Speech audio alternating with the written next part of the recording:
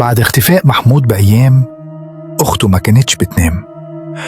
كل ليلة الساعة 3 إلا دقيقة كانت تسمع صوت الموبايل، رنة قصيرة وتختفي. في مرة الرنة فضلت مكملة، ردت.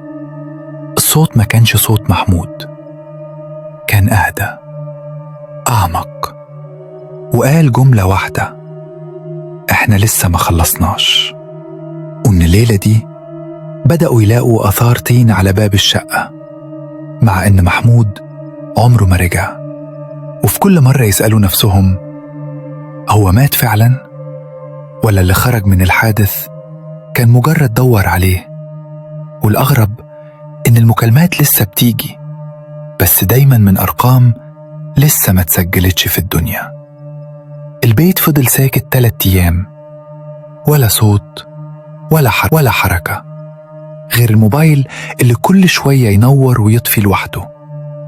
أخته ما كانتش بتنام، كل ما تغمض عينها تحس إن في حد واقف وراها مستني تبص. كانت متأكدة إن محمود ممشيز، هو بس اختفى من قدامهم. في الليلة الرابعة الساعة عدت 2:30، النور في الصالة بدأ يضعف، زي نفس اللحظة اللي حكاها محمود عن الحادث. الموبايل رن، نفس الرقم، ما ردتش. المرة دي المكالمة اتفتحت لوحدها، الصوت طلع أوضح من أي مرة: قلت ليكم ما تقفلوش النور، هو دلوقتي شايفك. صرخة قطعت البيت، النور طفى. لما رجع كانت أوضة محمود مفتوحة، السراير متبعترة، راية كان فيه بخار، حد كان واقف قدامها قريب، مكتوب بإصبع: لسه الطريق مفتوح. في نفس اللحظة باب الشقة خبط خبطة واحدة تقيلة، ولا حد فتح ولا حد رد.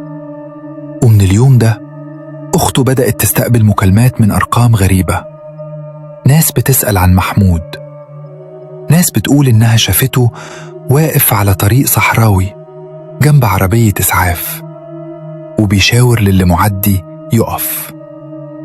آخر مكالمة جات كانت من رقم مش مسجل، الصوت قال بهدوء: هو اختار يرجع، بس مش عارف يرجع لمين. الخط فصل، ومن ساعتها أي حد يعدي على الطريق ده بعد الفجر بيقول نفس الجملة: في راجل واقف شكله عايش، بس حاسس إن مكانه مش هنا.